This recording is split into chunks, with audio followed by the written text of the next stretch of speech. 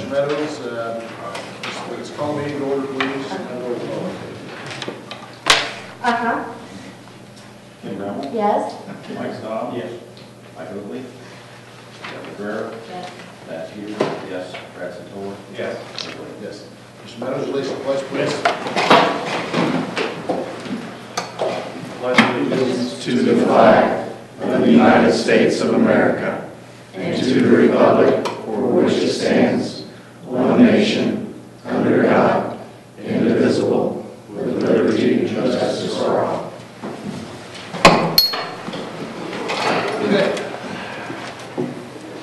I'd like to welcome all our visitors here this evening, and Mr. Fowler, you have Yes, we have public participation. We have two guests that have asked to address the board, one being Rodney Smith. Mr. Smith, would you like to? Sure, I get to go first? All right. Well, I normally leave these kind of things up to Thad and my friends and neighbors of the board, but several issues have come about this school year that have caused me concern. I wanted to bring them up last time, but I didn't get an opportunity to do so. The first one is the sixth graders don't have science books. Did y'all know that? Why? Refer back to our junior high principal. Yeah, well, we actually, the sixth graders do have science textbooks. They're not necessarily, taught out of every day. They are used within the curriculum. The curriculum is not based solely on the book. So the teacher will pull from different sources. Sometimes she'll use the book. Other times, it's teacher designed material that's aligned to standards. Well, it only became to my attention because my daughter keeps bringing home homework, and I don't know the answers, and she doesn't have the book. The book's at school. Why didn't you bring the book home? Well, we can't bring the book home. What am I supposed to do? And we should have textbooks. The other issues, there's several issues, but I've only got 7 minutes, so I'm trying to go fast. There's been a lot of incidents that have gone on recently. The one that most concerns me, of course, is I pulled the asbestos report. And so it's the asbestos that has really concerned me more than anything else. Mostly in light of the last week's meeting about the stadium and the purchases and the money being spent.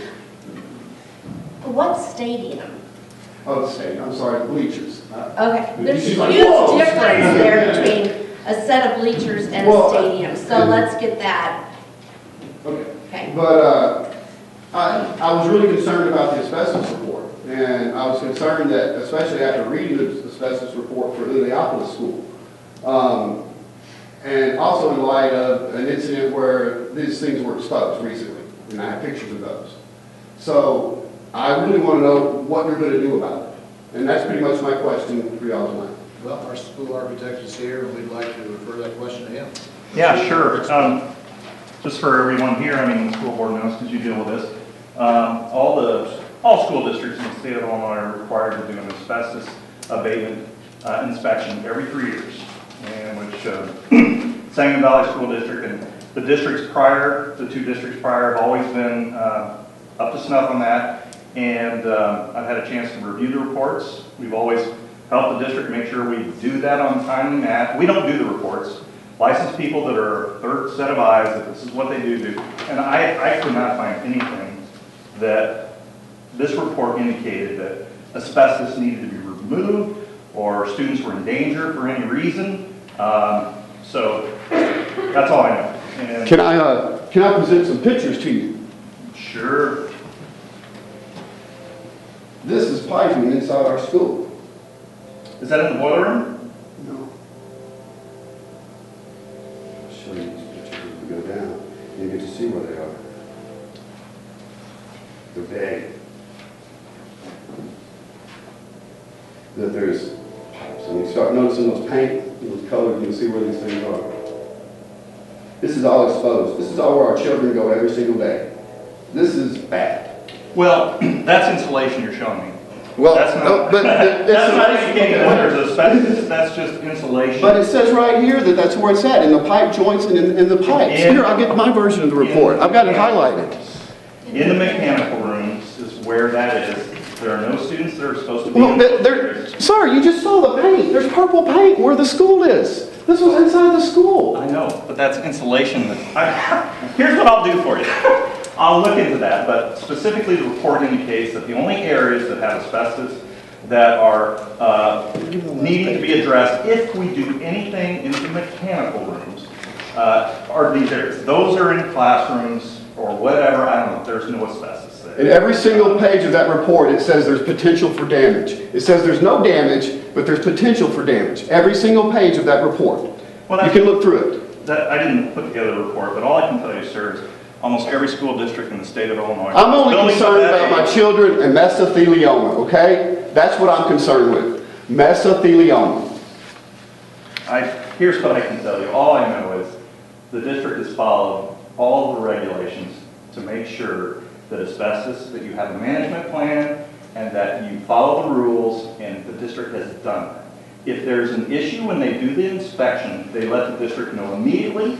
They let the ISD know, everybody knows, and then we address it. If there are areas of the building where asbestos is located that we are going to do remodeling, additions or things, and it is being disrupted, so it's friable. Friable means that it's going to be disrupted and could potentially be a danger to the students. You address it. Every school district in Illinois does that. I will say this as well, and we can look into it. I don't think there's been one case of asbestosis to a student anywhere. Asbestosis has been found because of the people that work with asbestos on a daily basis in the manufacturing of products and mining of the material. So you've done everything you're supposed to do legally. And if there's something that needs to be addressed, I'd be happy to look into it. I will look into these areas, but I'd be willing to bet it's just insulation that's been painted. And if there's asbestos that is there, asbestos doesn't usually is not in vertical piping. It occurs in joints primarily. Exactly. But I'd be happy to look at that for you. I will contact the professionals that did the report. Again, I'm just a district architect, making sure that the district follows all the regulations, and they have. But I'd be happy to do that.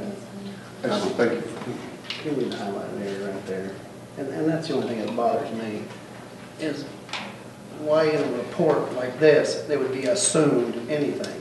It either is or it's not. And why would that, and I know you didn't write I didn't write a report. I know that. I'll be happy to look at And that's what I would like to know, is why any report would have assumed in there. If the guy came and looked, there's no assumption. It either is not or it is. Well, you would have to ask me. I'm not blaming you. I wasn't, But we don't do this. I realize that. And you're just being sure we follow the statute. I understand that, and that's fine. But when I read a report that says assumed to be behind walls or in pipe chases, what's that? How did the guy write a report on an assumption? You can't write, you wouldn't write a report on an assumption. You would go and look, wouldn't you? You would test it. Well, again, Yeah, I didn't you write a would. report. I can't answer that. But, you know, So- that's what bothers me, is when you see in a report, assumptions. Because it's not something you assume. You either Well- know or you don't. You're talking to the wrong person. I know. But here's the whole thing. I will look into these issues. I will call the people that did the report, but I'm telling you, you follow everything you need to as a school board of education. And if I thought for a second there was a problem, I would have told you. Because that's my job as your architect. And if you check that out, and force them back next meeting, would you Yeah, force them? yeah, actually I'll be here, well, depends. Which, yeah, Okay, all right, Yep, appreciate it. yep. Thank you. By the way, too, not only is Randy our architect, but his child went to school here also, so I'm sure that, if you had any concerns. Well, I was going to ask, did they actually call you when they found this, obviously you've never seen the pictures or you would have known where that was. So they didn't call you. Who would they have called? Who? To Who are you maintenance? referring to? For that, where the insulation was broken off of that pipe.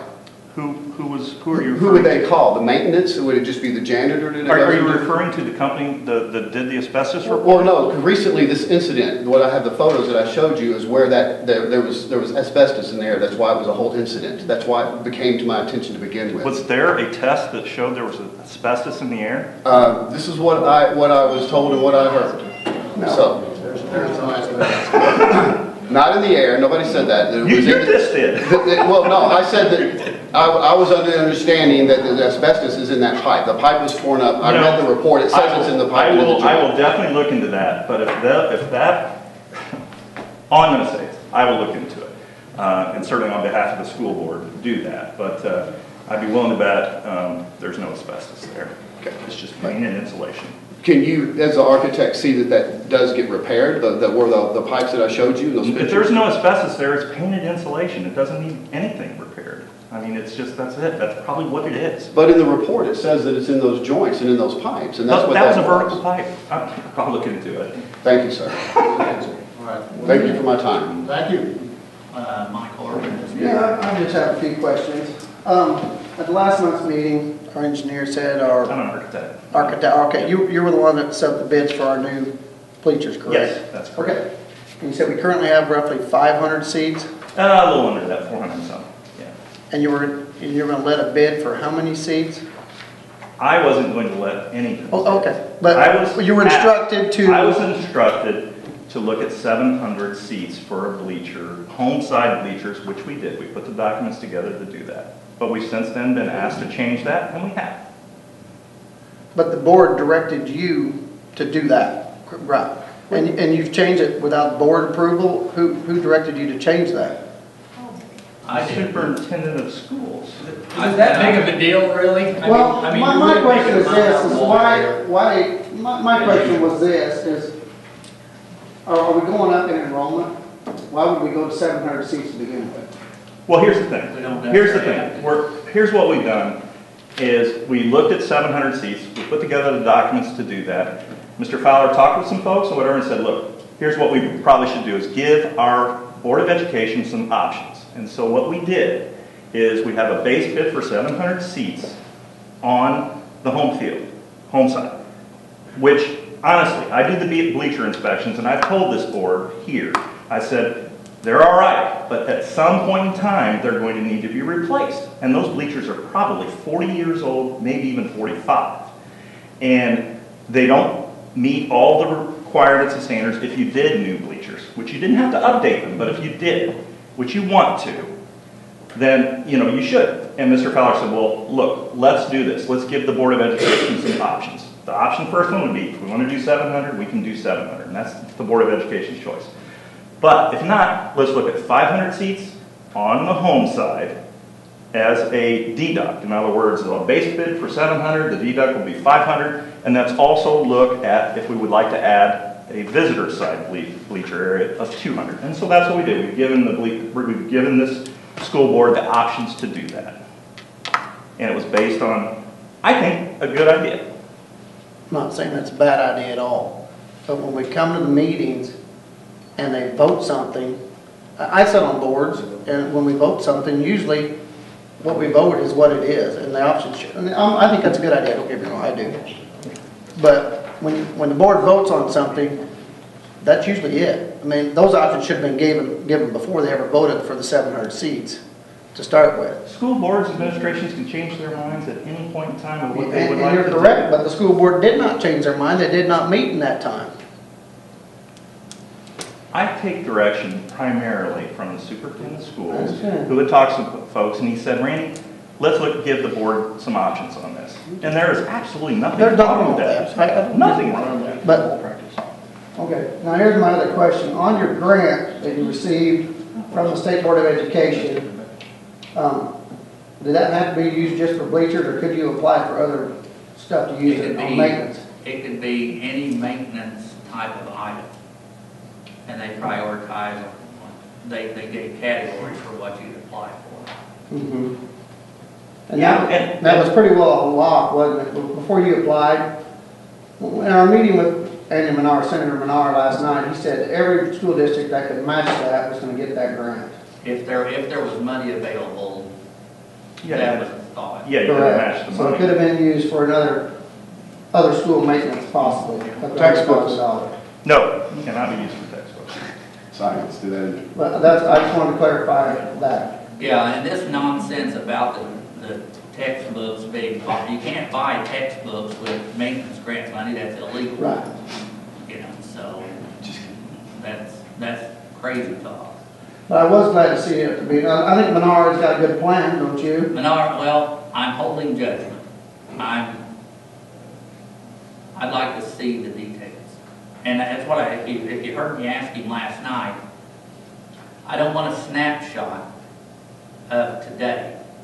I would like him to take his plan and go 5 years of trend data and see which school districts in Illinois are winners and which are losers. And I want him to extend that to the current year and next year. And I want him to project who's the winners and who's the losers before I buy into his plan, because it's going to be radically different than what we're doing now. Which what we're doing now is not great. Well, I would agree. Hopefully it's better. But I don't want to back his plan if it's worse. And I'd like to see some numbers, and that's what I told him last night. Yeah. I said, I'd like to see the numbers. But I do think it's headed in the right direction. I think it is, at this point, about anything would be a step in the right direction. You know, because and I think you heard me tell him last night, all the plans they come up with and all this makes no difference if come payday, they say, we're short of money, so we're not going to give you what we owe you. You know, and Right. I use the example, he can come up with a plan to guarantee a $10,000 foundation level. And if they prorate it 60%, what good does it do? Because the law right now is $6,119. We haven't seen that in the last 2 to 3 years. You know, so there are some problems in Springfield with some of the stuff that they're doing. I don't disagree. And I'm considering sending a letter to Menard. I talked with him on the phone this morning. And I'd like to challenge our legislators, if they want to put Illinois schools as a top priority, here's what I'd like to see a bill backed by somebody that has the guts to do it. Before anything else is spent in the state of Illinois, education gets the top bill. Whatever it costs for education, that goes first. And then they can fight over what's left. Let's see if any of them have the guts to do that. I doubt it. No, they I doubt it. Okay, we also have with us this evening Lee Ripnick with our insurance carrier. Would you like to, you have a report on our bleachers for us? I do. I just wanted to assure you that there's at least one entity that's thrilled with the updates to the bleachers, and that's our insurance carrier. They've actually worked with BLDD several times, and BLDD has submitted reports to our insurance carrier, but I'm not sure if you're familiar with the process or if everyone's familiar with the process. So when an insurance property insurance policy is written, the company often sends an inspector to come analyze risk and help to avoid potential losses as a result of those identifiable risks. These recommendations that are generated by these loss control inspections come in two varieties, advisory and essential. Advisory means it's a good idea, obviously. Essential means this is now a condition of the policy that you adhere to this recommendation within a set allotted period of time.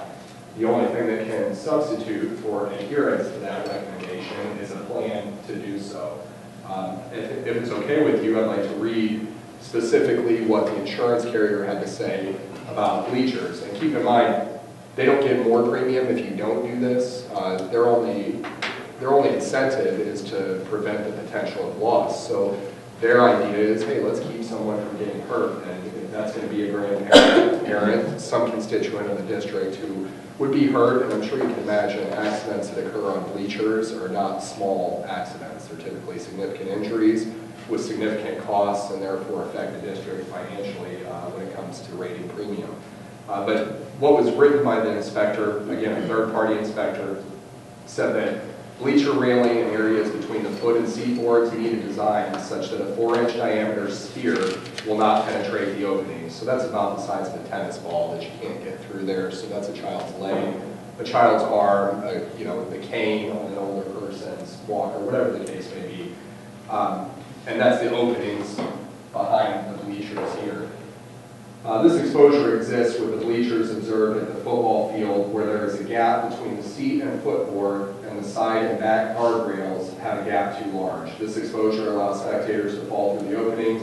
Complete a detailed inspection of all bleachers, which was done by BLDD, and he shared exactly what we sent on to the insurance company, that maybe not an immediate issue, but needs attention in the near future, if not immediate. And I'll tell you what makes it immediate is when an injury happens, and then it's too late, obviously. Complete a detailed inspection of all bleachers by a qualified person relative to the retrofit requirements of Consumer Product Safety Commission publication 330 guidelines for retrofitting bleachers. So that's actually a federal guideline that the United States government imposes on everyone that says older bleachers have to be retrofitted in this period of time, in this specific way, and it's for all consumers, to protect the consumers, in this case, to protect the constituents of the district. Develop and implement a plan to retrofit all these bleachers up to the standards contained in this publication. And I have a copy of this for anybody who'd like to see it. This recommendation is listed as essential. So without this being performed, and last policy term, Mr. Morgan, who's the head of the maintenance department, I'm sure everybody's familiar with him, was kind enough to spend a ton of time upgrading these bleachers to at least prevent loss in the short term and appease the insurance company for last term. This term, they came back around, reinstated the essential recommendation, and now they want further action on it. So it was actually an issue that was on my radar that I knew we were going to have to deal with. So I was actually thrilled to hear that there's been a grant made available to actually, prevent some very serious potential injuries to people on these bleachers. So that doesn't really pertain to the 200, 500, 700 issue, but I can assure you from the insurance carrier standpoint, there's a significant safety concern with these bleachers, and nobody wants to see anybody hurt. It would be a serious injury. And again, I hate to say too much about the way insurance works, but if we have a claim, and especially if it was an identifiable hazard that had been brought to the attention, it increases the potential liability. It actually borders on negligence because it had been brought to the insurance attention, the district. So somebody gets injured, you have negligence, maybe, which increases the cost of the claim. That claim could be substantial. You could run up against $1 million claim very easily. And if the school board posts $1 million claim on their insurance policy, you better believe they'll be paying double what they were last year. So it means real dollars when you have real accidents. How about the bleachers now at Elialva School? Are they been?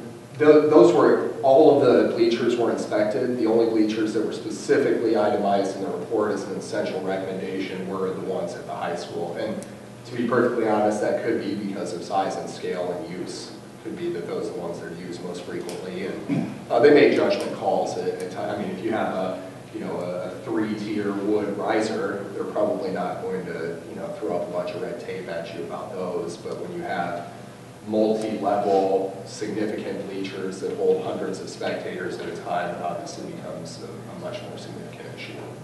So could that grant money be used just to refurbish them then, rather than replace them? And would that be You would less or spend, more cost Spend effective? much money, right? you would spend more money trying to retrofit those than you could ever, for brand new. I mean, there's so many things you need to do. No, you couldn't do it. For the insurance carrier, it's more about and for this consumer guidelines for retrofitting, it's more about the end result. They don't care if you buy new bleachers or if you put retrofit, but from a cost perspective, I think that the school architect is well qualified to answer. So much more cost effective. And the district's been great. I mean, we point out if there's a loose bolt in the bleachers, and Monty has done an amazing job of always keeping up with all that, trying to make them as safe and as good as they can. But again, they're 40 years old, 45 years old. Can you recoup any money out of the older ones? No. And sell them in pieces or? No. Here's just a quick insurance question for you. If Rodney is right about the asbestos down there, and I'm not saying he is or he's not, if he was right, what's the exposure there? And by right, you're suggesting that there's no issue? Because No, I'm saying no. I'm saying let's say there is an issue. What is our exposure there? I'm right. Well, sorry. He is right. And I'm not saying he's right. That's okay. I'm not saying he's right or wrong. Sure. I'm just saying Sure. if he is, Well, is there an exposure is your question. I think that anytime, first of all, the liability for a school district is an animal in and of itself. Liability for a school district is different than liability because there's protected classes for a normal business, which, any other type of storefront business. But I will tell you that, students, teachers, parents the district is shielded from liability from those particular individuals. But I think the most important thing that you need to look at is what the architect said, that he's not aware of any case of disease developing to a student at any time ever, nor am I. And I can tell you, the insurance company was happy when we had a loss in one of the school districts that caused some, or at one of the individual schools that caused some tile to come up. They were happy to pay the additional cost to have that removed and remediated by professionals in a prompt manner. So when it becomes an issue, when there's a chance for it to become airborne, which is the danger to humans, it's handled immediately. Mr. Fowler was very quick to identify that potential hazard, and the insurance company was quick to write a check to fix it. So everyone's concerned about it. And this was when did this incident take place? I'm sorry? The tile, when did this incident take place? It took some time over the deep freeze. It was just, it was damage from this past winter? Water damage. Oh, this past winter then? Yes, that was covered. It was covered by insurance, and there was an added cost to remove it effectively, and that cost was covered at 100%. Thanks, Lee. Thank you, sir. Appreciate it. Yeah. Mike, I got a question for you. Have you been to Bill Mitchell's office lately to see whether to take the annex Harristown out of the district? No, I haven't even talked to Bill Mitchell. I want to talk to Andy Manon. Well, okay, I've got, that's a few years back, and have you been to the regional superintendent's office lately to discuss? No, I've not ever been in the regional superintendent's office. Okay. I have talked to him on the phone. Yeah, and mentioned my name, that I broke the Leopolis district was on the way to breaking this one. Is that my understanding? What's that? You heard me. No, I couldn't hear you, seriously. I don't hear that. said, and my name was brought up, that I broke the Leopolis district and was on the way to breaking this one, something to that effect. I faxed him. It's your words, not mine. I faxed him well, it's your words. I just want you to know that I faxed him the final audit from the Illiopolis and 9 Carristown school districts, showing they both had money in the bank. I had kept $500,000 of bonded indebtedness. Illiopolis had zero, and the districts combined. Sangamon Valley finished the bonds off, so he got the accurate information. Just want to let you know. We'll show, and then we'll look at these.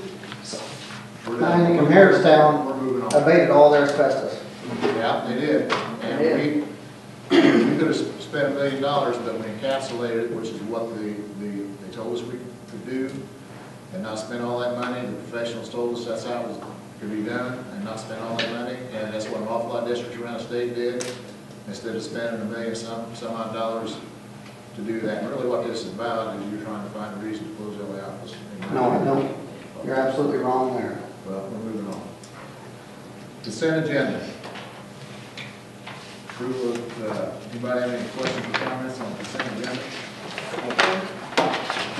Can you tell me what the lawyer fees, the $761.80 Well, for? that would have been for the services that he had done. I think we had some reduction in force or, what reduction in force. It was the resolution that we had passed last month. That's part of it that he had drawn up. So that's kind of thing for that. Then, if you'll recall, we had a couple personnel issues. Anybody else, questions, comments? If not, entertain a motion to approve the consent agenda. Motion made by Mike Stahl, second by Stephanie. Call roll, please. King Brown? Yes. Mike Stahl? Yes. Mike Wilkins? Yes. Stephanie Guerrero? Yes. Pat Peters? Yes. Fred Cole? Yes. Yes. Superintendent's report. Basically, my report is to turn it over to our two of our principals who made the news recently for good things. And Thanks, Randy. thank you. Thank you, Randy. We want to start with Mrs. Hawkins. Sure, and I put a copy of this up there with Ken if you wanted to look at it. A few weeks ago, the students at our building were in newspaper for and actually the article we had called was about the couple who came to visit.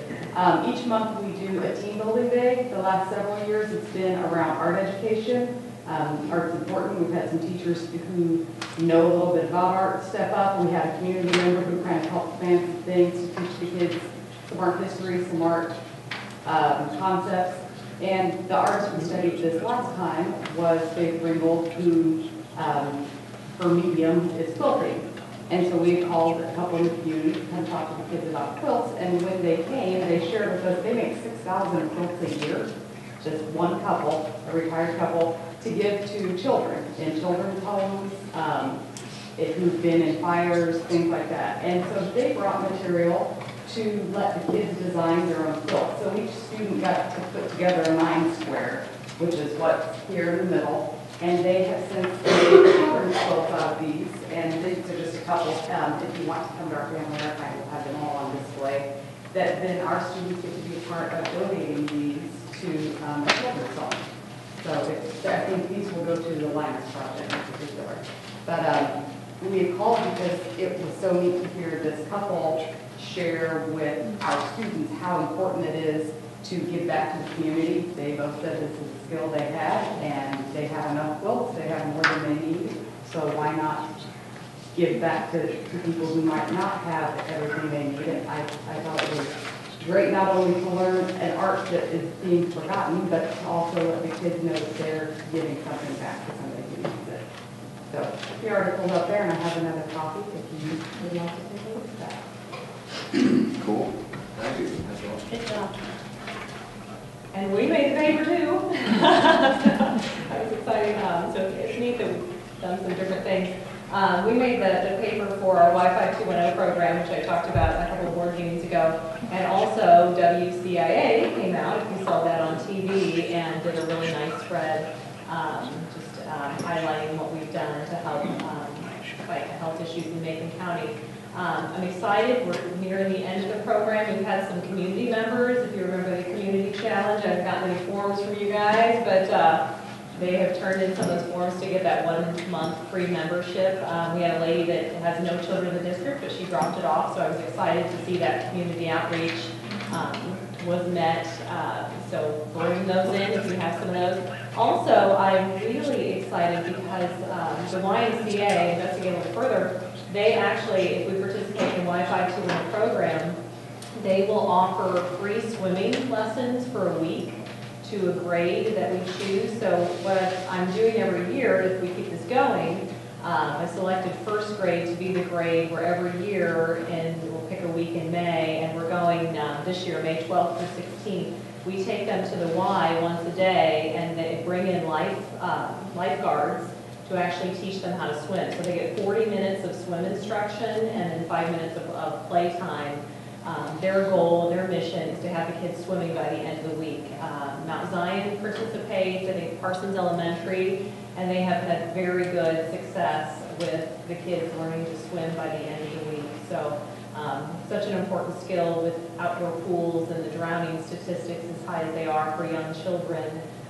That it's a great opportunity that our kiddos, they will all, as they go through first grade, get a chance to learn how to swim. So, and it's free. The grant from Wi-Fi 2.0 covers the cost of everything, so they bring in the lifeguards. And so we're really excited about that. The teachers were excited, and I might even get in the pool with them to be able to swim, and I'll help out with that. So we'll see how that goes. And that's all I have for the fitness program. Thank you both. Good job. It's great to see the publicity. Okay, curriculum director's report, Mr. Reed. Okay.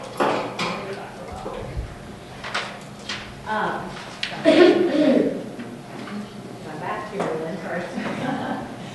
Sorry, my back's too closest I can to the computer. I was asked to do a presentation. I have talked a lot about Common Core, and I want to make a disclaimer here. I did not bring Common Core to Sangamon Valley, despite the rumors that I've heard. Common Core was a state-led initiative, and I'm going to go through some of that. I know it's a highly political, controversial thing, and believe it or not, I have my own personal opinions. Everybody does. But it's funny, the things that you hear, when you hear something repeated enough, sometimes you think it's truth. And even I was starting to believe some of these things, and the more I remember going back to the beginning, back in 2010, oh yeah, that is the truth. So hopefully some of the myths and facts I'll cover this evening. I won't cover it all, it's in the news everywhere, and you can read what you want and believe what you want. But I want to discuss, there are 5 major changes in education right now.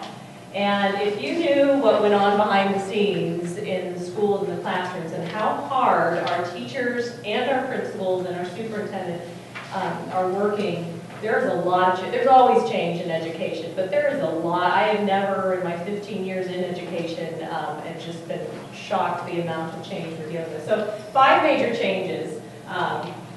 I could spend an hour talking on this one slide. I won't. I've done a presentation before. This change is, to me, the most powerful, and as a mother of 3 boys and a principal, this one is such a good thing for our kiddos. I'm sorry you can't read the red on there, but the old system, as far as intervention, change in education, we would let kids, we would just kind of wait and sometimes let them fail and not realize they were slipping through the cracks.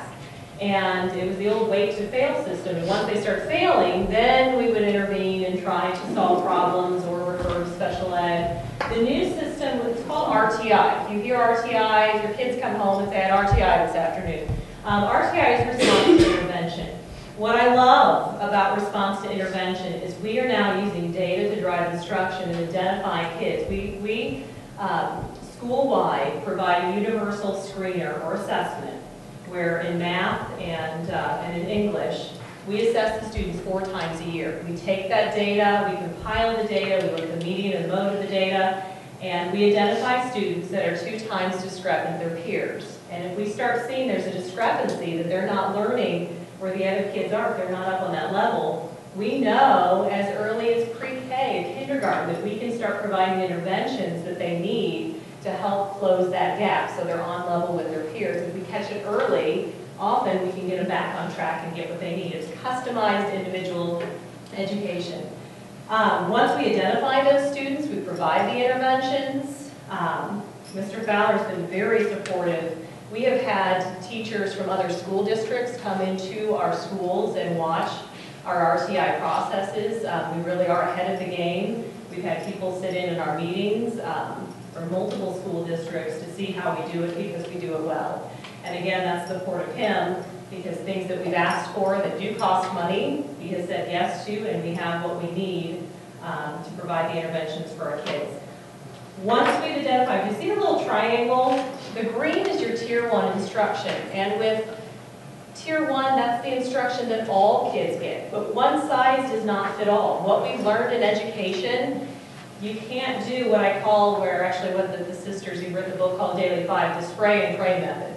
You hand them one piece of reading material and hope that one size fits all, that they're all going to catch it. You teach you to spray and pray and hope they all get it. They're not all going to get it. So we've learned that even in Tier 1, the instruction that all kids are getting, we need to differentiate. We need to find different texts, different materials, different levels of reading that meet their needs so that they can learn. And I'll start talking about zones of development too later to explain what that means. But our kids that we've identified that are discrepant with their peers, we put them in Tier 2. So in addition to their core instruction in math, for example, they get additional time and interventions research-based, but different additional time and minutes with a small group so that they're getting that additional time. And then we progress monitor once a week or bi-weekly. We collect all of that data, record it. We have graphs going where we see where their progress is going. And hopefully we see the trend line where they're getting closer and closer so that they're on track. And then we can pull back on the intervention, or we meet again and say, hey, this isn't working. We need to provide even more intense intervention. We move them up into red. And at some point, we may have identified them for special ed. They need above and beyond that. So it is, to me, I feel so good about it because we are giving kids what they need. We are knowing our students better. We know what level they're on. Education really is becoming almost one-on-one individualized instruction. And again, one textbook is not going to fit the need of all kiddos. One style of teaching is not going to fit the need. Also, I could do a whole slide on PBIS. Another change in education. Part of intervention is the same thing with behavior, too. We have that Tier 1, our PBIS school-wide rules, where we teach all the kids our expectations. But there are some kiddos that need a little extra intervention, an individualized behavior plan, something to get them right back on track. So that's a major change in education from when we were in school. Change number 2, math and the English language arts standards. I'm going to address that through most of the PowerPoints. I won't spend a long time on that. But of course, we know the Illinois Learning Standards, which, the Illinois Learning Standards weren't, they were okay, but they were wide. They had a lot of topics to cover. So we had, if you remember the old curriculum mapper presentation we had done years ago, we had our curriculum aligned to the Illinois Learning Standard, and when Common Core started coming out, we realized some of those things were shifting around and we had our work cut out for us. But the things that we were seeing were good and were actually challenging kids. But those, of course, came out, then adopted by 45 states. Another major change is teacher evaluation. And again, I can be positive about this, and I think the teachers will too. But the old way of teacher evaluation was very subjective. So if you had a bad principal or someone you just didn't like, it was very, very subjective. And seniority lists, all of those things, if you were top of the seniority list, you were safe. What has changed for the better, I believe, there's very clear criteria. 2 things that have changed that would be the Performance Evaluation Reform Act and Senate Bill 7. So if you mention SB 7 to a teacher, they may not like the sound of that. That's, of course, related to the RIF process and the groupings. What I'm excited about is the framework for teaching. Even 10 years ago when I was back teaching 5th grade in Quincy, they were introducing the framework for teaching by Charlotte Danielson, and she has since revised that. The framework for teaching finally gives teachers a good definition of instruction, of what good teaching is. We now can look at this document, it's very detailed, and you can easily look it up online or come by and I'll give you a copy. But the framework for teaching is a rubric for teachers, for what good teachers do and what good teaching looks like. It actually started, Bill and Melinda Gates, I'm sure you've heard of them, back in 2009, they started the MET project, which is the Measures of Effective Teaching. They video captured 23,000 classroom lessons and tried to see what their goal basically was which aspects of good teachers' practice most highly correlated with high levels of student progress. So once they went through all of that lengthy process, obviously, they discovered 3 things: that active rather than passive learning is what helped kids learn. Think about it. You're listening to me now, but you're probably taking in, very small percentages when you're being very passive right now. If we were engaged in more discussion and reading about it, it would make a difference. Second thing is deep understanding and also the skill of argumentation. Through those 23,000 classroom lessons that they watched, when they saw kids taking a position, supporting it with evidence, discussing, debating, being involved and active when they were doing, that's when the greatest learning happened. So again, you think back to the old textbook days of when you and I were in school. I loved textbooks. I could read it, I had my questions, I could go right there and find the answer. I was excellent at filling those sheets in. Not everybody was, but it's a right there thing. I didn't have to think. Now we're asking our kids to think, to process information, to look at multiple sources and put things together to do. So the centerpiece of the framework is student engagement. And that is the thing that they're saying, it's what students do. When you go into a classroom as an administrator, when I go into a classroom, I look and see what the students are doing. Far more even than what the teacher's doing. What activities are they being asked to do? Are they engaged? Are they thinking? Are they using higher order thinking skills? Are they discussing? Are they listening, speaking? All of those things. So really teachers, this framework, saying teachers create a community of learners. Students assume a large part of the responsibility for success in the classroom. They make suggestions, initiate improvement. So a highly engaged classroom where a lot of student learning is taking place, where the students are active. So again, a good thing in education, but you have to cut our teachers some slack. We are, again, I've mentioned all the things, major changes, RTI. These are not things that were going on when we were in school. I know I still sometimes think, well, back when I was in school, things have changed and improved. Research has come out. I can also name, a lot of kids in school that slipped through the cracks because nobody knew what to do with them. Moving on. Change number 4, another biggie for all of us, assessment and accountability. So of course the old is the ISAT, the Illinois Standards Achievement Test, and the PSAE. Now, I've mentioned a lot about PARC. I can do a whole presentation on PARC, but there's still a lot of unknowns. The good thing though, and you can hear the good and the bad, and again, you know, we can make all of our comments about Illinois, maybe jumping ahead and not quite being ready, but we'll hope they'll get there. The good thing is, with ISAT, it was a one-shot deal. We gave the kids a test, and even now, we're waiting, you know, and by June, the results will come out. So how does that really help my students right now? How does that help me improve my instruction with the one-shot deal? Or maybe they had a bad week when they took the test. What I like about the idea behind PARC, there's a mid-year assessment and an end-of-year.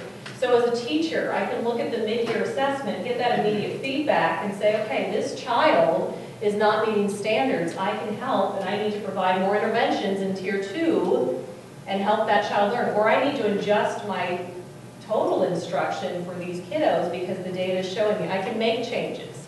It's a good thing. Then the end-of-year assessment will hopefully show some growth. That's what I'm interested in. You know, little Johnny who reads, you know, on a first grade level may have had a year and a half worth of growth, but he's still not reading on the grade level where he should be, but he's had a year and a half of growth, so we know he's growing faster than the kid that doesn't struggle through. So these are things that are good. They have formative, summative assessments. It's computer-based, but the idea of teachers have been, for years at the state capitol, saying, please, please, please show growth. We want to see how much our students have grown to know and how we can change our instruction. So again, good things, but it's new and it's scary. You'll have many teachers. I have many, many teachers.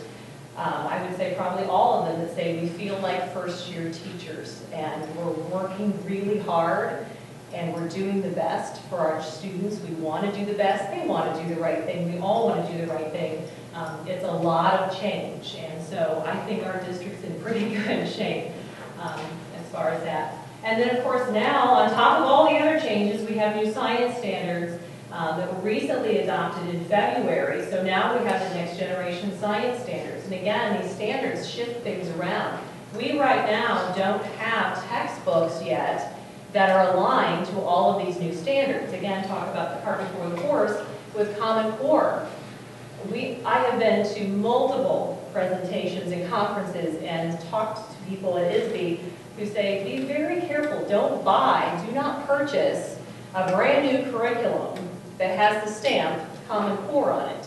Because they're trying to make money, they're trying to sell, they're not ready. We don't have the PARC assessment yet. All of these curriculum materials are going to be adjusted and changed once we fully know what PARC is. So why would you invest $8,000 in a textbook that would not cover all those things? So you want to be very cautious right now in what your resources, and I'll cover how we're using for discovering resources. Okay, myths versus facts. I'm going to put the board on the spot for a second. You've heard about Common Core. I know you've heard good and bad. Can anyone name some strengths and weaknesses that you've heard about it? There's a lot of stuff. I've heard a few times about it's not necessarily getting the right answer, but how you get there. Okay. Good. There's no wrong answer here. Mike, I know you've been checking it out. What have you heard? What are your strengths and weaknesses on Common Core? You want my personal opinion? Absolutely. Well, with an 8-year-old daughter that's kind of going through this stuff, you know, I grew up like you did, and we just know the answer. Because it's right there. We didn't have to think, did we? Right there. You can look at the bold print in the book, yeah. Yeah, now she has to show the blocks, the dots, the tic-tacs. The why. Yeah. Yeah. And the explanation to the question. So. Yeah, it's different. It makes you think. It makes you think. I mean, I'm a parent with kids coming home too going, just do it this way. Oh, but now we have to understand why. So I'll get into that. So yeah, there's a lot, and I know people are afraid to say it. There's the political stuff that our government is taking over and this and that. But let's go through some of it. Here is, for example, adopting common standards means bringing all state standards down to the lowest common denominator. States with high standards and taking a step backwards. I'll pick on Kentucky. But we're staying here. No, actually, I heard they're doing a lot. But no, that is not the case. They're designed to build upon the most advanced thinking, preparing all students for success. They agreed when they designed the standards that they would all raise the bar so no one would have to lower their standards. And I think our teachers would agree. I should have brought some teachers here, that our kids, and you could probably say it too, Mike, that they're doing things at a much higher level than when I was in that grade. So that is not the case.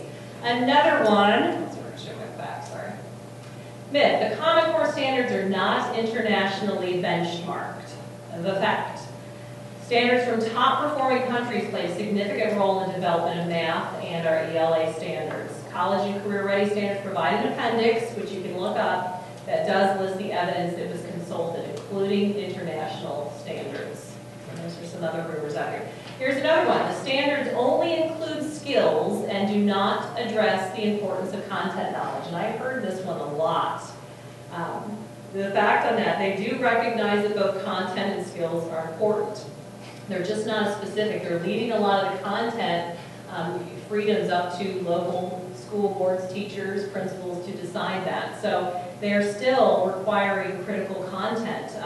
Myths, stories, America's founding documents, foundational American literature, Shakespeare, not to mention knowledge and literature that comes from other disciplines through reading, writing, speaking, listening, doing that we've talked about. Same thing with math. We still want a solid foundation in whole numbers, addition, subtraction, all of those things. But they now are asked to apply the math, more demanding math concepts and procedures, real world issues. Okay, math. Standards do not require students to learn algebra in the 8th grade, as many states' current standards do. They do accommodate and prepare students. And then actually our math committee right now, we've been looking very closely at that. If you remember a couple board meetings ago, I presented and talked about the math meeting that we went to at the state board level with about 200 secondary teachers, and it was all talking about the secondary math and how really I spoke with curriculum director at Warrensburg, and she said they are finding in their 8th grade when they moved to more of the integrated math that their 8th graders in algebra are doing much higher level of concepts than they did before. So it's not the rumor of it dumbing it down is not at all. If anything, I've heard it's become harder than that. So the kiddos will be ready. Our goal is to push them because colleges, they're telling us kids aren't ready. They're not ready with math. I've talked to a lot of graduates that have had to take remedial math classes because they're not ready. This is coming from all over the state, all over the country. Here's another one. Key math topics are missing or appear in the wrong grade. The progression is coherent. Okay? Different states have different sets of standards in math. So you can imagine when they had to come to consensus on this, that topics did get moved around a little bit. So that's what we're dealing with our everyday math. We've all met with our teachers, and again, thank you, Mr. Fowler. He gave us subs and some planning time so we could sit down and meet with the teachers and really look at this. So we were able to take our everyday math books and look at Common Core, and we were finding, for example, 2nd grade, that I needed to look at pull out some materials from the 3rd grade book as well as 1st grade to make them align. It's all there. It's all pretty much the same thing we've been teaching, but maybe in a different sequence, which makes sense because if all the states are coming together, it's going to be slightly different than we're used to. So that's, again, where our textbooks don't totally align and we have to pull. But a good teacher pulls resources from everywhere. And believe it or not, when I taught 5th grade for years and even 8th grade English, I use the textbook as a resource because it's a good resource. But there's a lot of other resources out there. It's just one tool in my tool belt of how I'm going to meet all the individual unique needs of the kiddos in front of me because they all have different learning styles and different learning needs. And I think if I can interject too here, Yeah. just add on for you, Mrs. Reed, too. Sure. With the progression here, what we see is it's more or less focused on, like, you'd see Algebra 1 in 8th grade. Well, you're not just going to see Algebra in 8th grade. And, a lot of times we get bogged down saying, okay, here's when we're going to do this type of math. And then next year we don't have to worry about that. We've learned it. We're done with it. We don't have to remember how to do that. what's great about the progression, and I think how they laid this out, and again, there's good and bad, but when you take the good, those different skills are structured out in a way to where they're making connections among the other parts of math. How do the components of algebra relate to like fractions?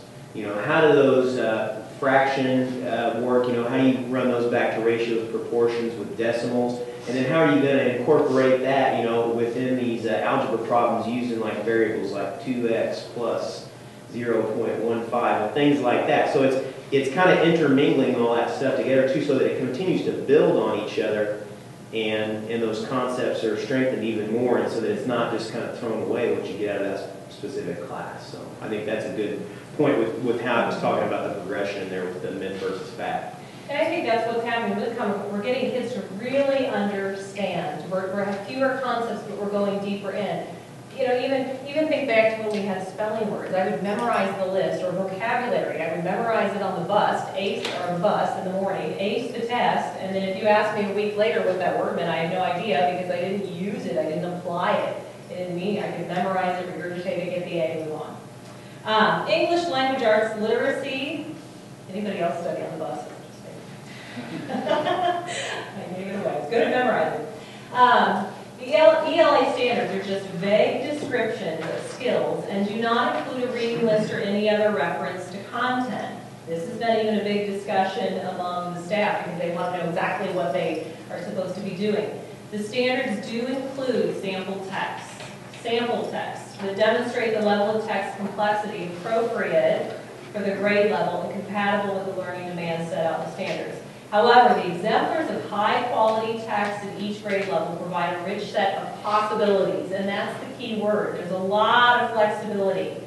Teachers know best what their kids need and what's applicable to their classroom. So the Common Core does not state exactly what text the government is not telling us what text to read. That is not the case. It's a state-led effort, and we have the flexibility to choose school board, superintendent, principals, teachers, what text we want to bring in there. So that's a misconception there.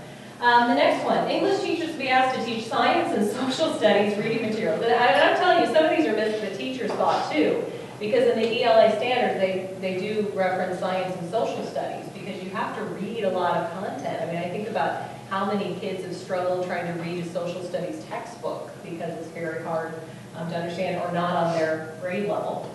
But with the ELA standards, English teachers will still teach their students literature as well as literary nonfiction. However, because college and career readiness overwhelmingly focuses on complex texts outside of literature, these standards also ensure students are being prepared to read, write, and research across the curriculum, including in history and science. And when you think about most of the things that you do in your job, most of the stuff I do is nonfiction. I'm researching it all the time. I'm looking up things and trying to determine meaning from that.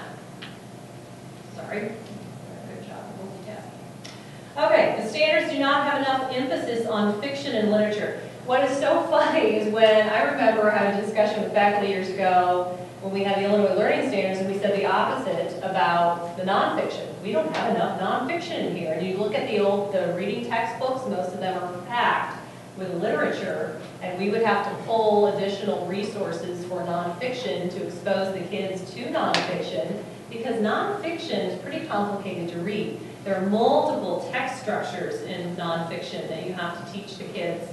That could be a whole other thing just on text structures, but over 9 different text structures and styles of writing. For literature, you have your, your little story plot, your theme, all those things. But the fact on that is, again, certain critical content is required. And as I mentioned before, myths, stories from around the world, our founding documents, American literature, Shakespeare. The remaining crucial decisions, I'll say it again, about what content should be taught are made at the state and local levels.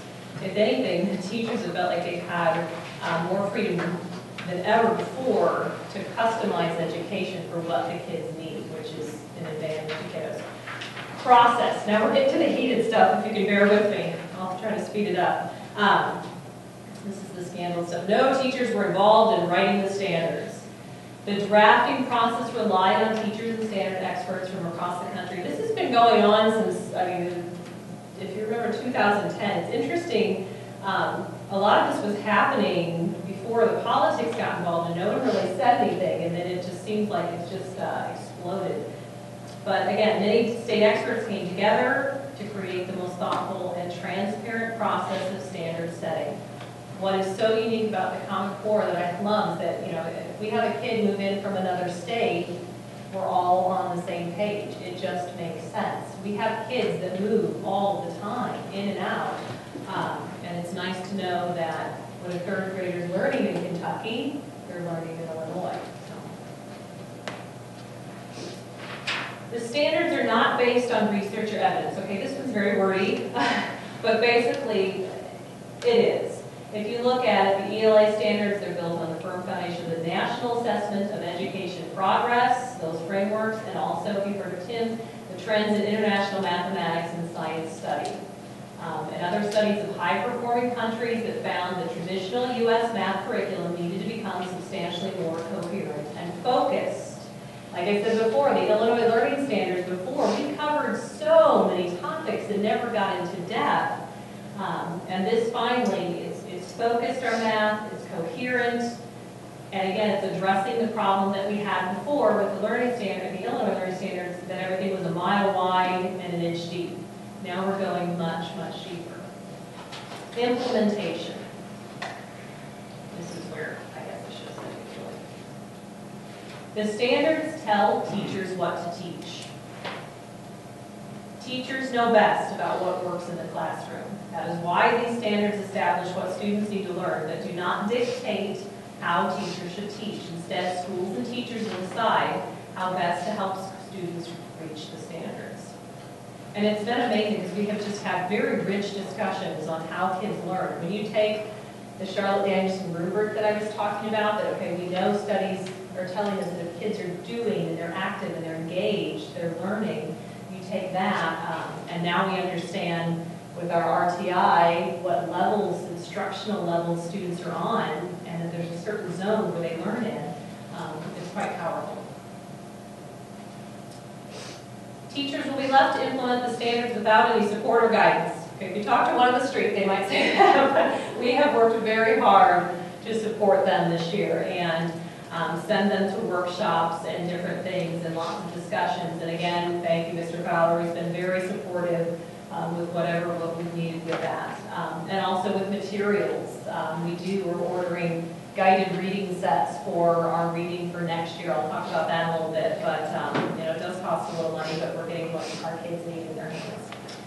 Decisions on how to implement the standards are made at the state and local levels. Another myth, the standards will be implemented for No Child Left Behind, signifying that the federal government will be leading them. This is the one that I think you keep hearing it enough and you think it's truth because it's out there all the time. The Common Core is a state-led effort that is not part of the No Child Left Behind or any other federal initiative. Let me repeat myself. The federal government played no role in the development of the Common Core. Right?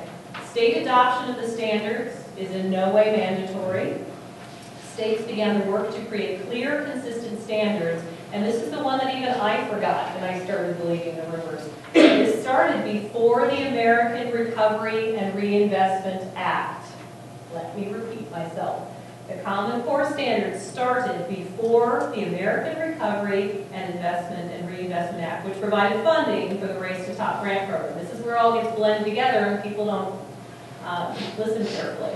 It also began before the Elementary and Secondary Education Act blueprint was released, because this work is being driven by the needs of the state, not the federal government.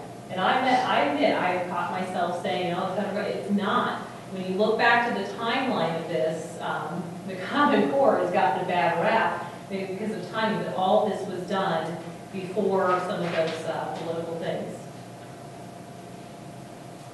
Common Core were adopted by states as part of the Race to Top grant program. This is where the money gets in and people get a little cynical, and I can understand that. The fact, recognizing the strength of having high standards for all students, the federal government did give competitive advantage to the race to the top applicants that demonstrated that they had or planned to adopt college and career-ready standards for all students. States voluntarily chose to adopt. I think that is where you can have a big discussion about the race to the top money. That probably was an incentive for some states. But again, that's where it gets blurred and people just hear what they want to hear, what they want to hear. These standards amount to a national curriculum for our schools.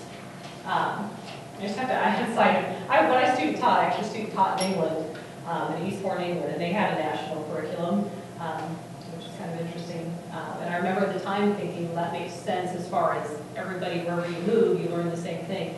But be careful of the word curriculum and standards. Everybody thinks that the Common Core is our curriculum. No, we have freedom with the curriculum. Common Core is not. It is our clear set of standards. So let me repeat, the Common Core is not a curriculum. It's a clear set of shared goals and expectations for what knowledge and skills will help our students succeed.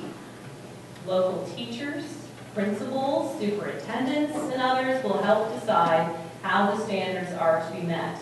Teachers will continue to devise lesson plans and tailor instruction to the individual needs of their classroom.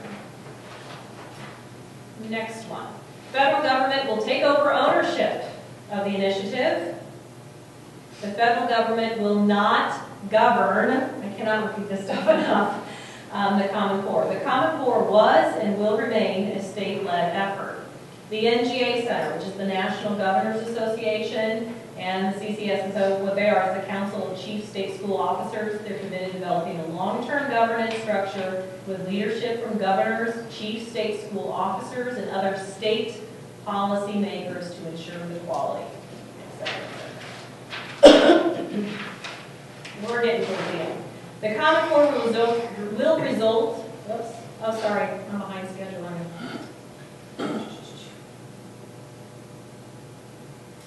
Will result of, did I not move on at all? Somebody just said something, sorry. Am I going backwards? Yeah, I'm going backwards, okay. Sorry, I lost myself. Bear with me. While she's doing that, I was going to share real quick what she was talking about thinking. These were all about college and career readiness. When I went to college, I was a college straight-A student, top of my class, never had to work hard in school. It just was easy. And I got to college and I kept failing papers. And I finally went to a professor in tears and he said, "You're telling me exactly what I know it already says. I want to know what you think about it." And that's exactly what Mrs. Reedy was saying. That's why we're telling the kids to think, because colleges want them to think. They know what the book says. They don't care what the book says. They want to know what we think. And back it up with evidence, yeah. Yep. Common Core will result in a national database of private student information. Have you guys heard this one? Yes, and I've heard it too. There are no data collection requirements for states adopting the standards. I think where it gets a little muddy is that implementing the Common Core requires no data collection, where the means of assessing students and the use of data that result from those assessments, that's up to the discretion of the state and are separate and unique from Common Core. So when PARC comes out, it's up to the State Board of Education to see what information they're collecting. That's PARC, the assessment. That's our state. That's a totally different thing than the Common Core. Teachers and principals. Okay, moving on. What are we doing? We're doing a lot. And we ask that the best thing you can do is give us time. This is all new for all of us. Like we said, we all feel like first-year teachers. We're doing the best we can. We certainly want the best for our kiddos, which is why we're in this and working so hard. We have been working on the elementary level a year long. We started it last summer, handed out the books over summer vacation, and believe it or not, the teachers all came and picked them up on their summer vacation. But we started a year-long book study on the Daily 5 and Cafe, and these books were quite interesting because, to me, they helped teachers develop a structure for their classroom that meets the framework for education, the teacher evaluation rubric I talked about. It helps implement individualized instruction in Common Core. It supports them in so many ways. And what it is, I could do a whole thing on that and I'll spare you, but the Daily 5 provides a structure where students are doing quality center work while the teacher's working with a small group of students, so she can provide more customized, individualized instruction where they have some whole group lessons, but then they come together for small group. We are working really hard, and if you talk to the teachers, I have teachers that I never dreamed are fired up and inspired and in on the weekend, already preparing for next year, and they're very excited. We have some that have already implemented many pieces of it. We've been doing grade level meetings with the Harristown and the Illiopolis teachers so that we're all on the same page and doing the same thing and just sharing that valuable information. We went on school visits, and the interesting thing when we came back from the school visits that I heard from my teachers, and I don't know if you guys heard the same thing or not, was that not only are we right on track, but we're probably ahead of the game. And they were very impressed. Like I said, we have people that want to come see what we're doing. So they felt really good. And they also felt, the same way. Resources, like you mentioned with the textbooks, that's the biggest thing right now that every school district is trying to deal with, is find the quality resources that they can put in as part of their curriculum. And again, meet the individual needs of kids. One size doesn't fit all. We've been sending them to conferences, we've had presenters come in, and again, the teachers, I cannot say enough, they are working really hard to gather, evaluate quality resources that we can put into our curriculum, and it's going to take us some time. You can't do it all at once, and there are going to be times, you collect things that you work with one class, but then we're dealing with human beings. You get a different set of kids that come in, and a different set of needs and issues, and maybe what did work for one group last year will work the next year. So they're doing a great job. Same thing with math. School visits, conferences, we've got the math committee going. We had common planning time that Mr. Fowler allowed us to have. Again, that was just incredibly valuable to sit down and look at curriculum, look at the resources. ISB does have a wonderful scope and sequence. If you go to the State Board of Education, it's the LiveBinder website that just really lays it out nicely. It takes the Common Core and lays it out in a timeline. And we were able to look at that timeline, look at our everyday math textbook, and pull from it what's going to work and what we need to meet those needs of the kids, but also other resources that we have to pull as well. And even when we followed everyday math 100%, we still had to supplement. There's no textbook out there that's perfect. A good teacher constantly finds other resources. Benefits for the kiddos: clear and consistent expectations and goals, tailored instruction. Like I said, I've never seen a time, it's very exciting, and I saw it trending this way years ago, that we're to a point where almost every student has individualized instruction. We know what level they're on, we know what they need, and we can customize that. Procedural and conceptual understanding, college and career, and real world added readiness. You can't see my graphic very well, but the zone of proximal development, that's what I was talking about before. When you lay a textbook that's, even right now, if I were to put a textbook in front of all of you, we all have different reading levels, different interests, different things that we might struggle with and things that we enjoy. So when you get a class of students, if you have a kid that's not on the same reading level as the kid sitting next to him, which you'll have multiple, believe it or not, every year you have a range of reading levels in the classroom, then you have to be careful, because if you look at the middle circle, you've got to give kids books that they can do independently, unaided with help, which is going to be a different level for every kid in your class. Their independent reading level, we know. We also know that middle circle, that's where they learn, with a guided instruction, with a teacher there guiding them, helping them. That's their zone of proximal development, where the learning takes place. Research has told us that that's where learning takes place.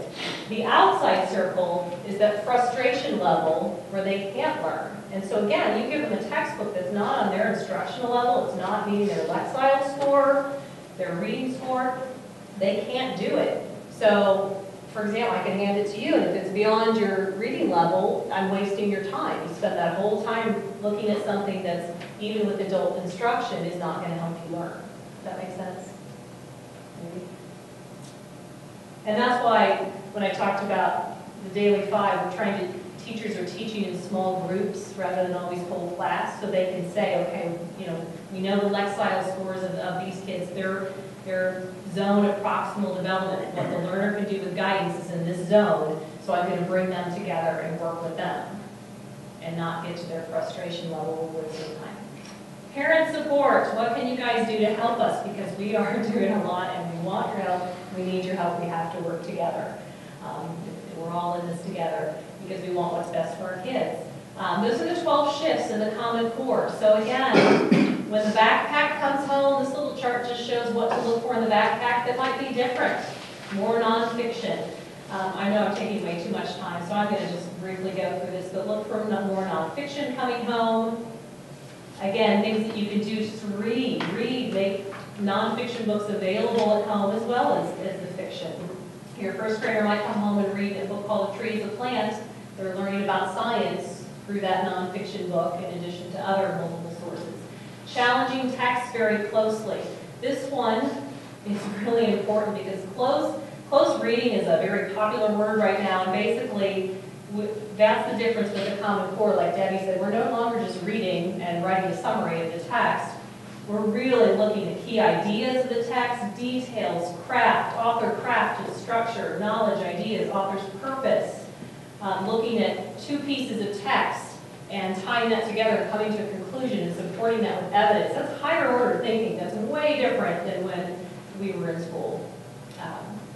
This one, again, you might see in the backpack, written assignments asking for your child to draw concrete examples from the text that serve as evidence, or multiple sources come to a conclusion. Again, different than just the opinion questions that you had in the past, or just you found the answer to the book and copied it. Kids will learn how to write from what they read, so your writing assignments might ask them to do some arguments in it and support their stance. Increased academic vocabulary, very important. Again, what can you do to read to babies, toddlers, preschoolers and children, all the things that you're already doing, but just emphasizing that increased vocabulary. With math, again, we're working more deeply, fewer topics. This is a big one because we always hear about, well, that's not how I did that in school. And I was helping a kid the other day, and he was doing elapsed time. I'm like, well, this is how I would do it. So he showed me how he would do it, but I had him explain his thinking, and that's the difference, is really understanding what's happening with the problem, explaining how and why. As you said earlier, Mike, the why and how behind it, and understand really solid number sets, and understanding our base 10 system. So keep building on learning year after year. Etc. Memorize, spend more time practicing memorizing math facts, so those are all still important. It's in the Common Core that they need to know their math facts. And you can help your kids learn that, understand why the math works, and ask to talk about it again, say why they think their answer is the right one. Use math in real world situations. So again, lots of opportunities at home where you can do that. So those are some of the resources. The Core Standards website, Engage New York, they really have their act together. They have wonderful resources that are leading the way. Of course, we have ISB, Illinois State Board, but also the Core Standards website. So I'm sorry I'm taking way too much of your time. And I would be happy to stick around. I know due to time's sake, I would be happy to stick around afterwards and answer anybody's questions. But please don't hesitate to call me. Or number one, talk to your child's teacher. I think the most important thing right now, things are looking different when they come home. So number one, contact your child's teacher. Contact your child's principal. You guys are all willing to, we love to talk about curriculum. Ask those questions because sometimes it's just a misunderstanding. And like I said, I'm in education, and my kids have come home and think, what are you doing this for, and where do I find the answer? And I have to Google this, I have to Google it.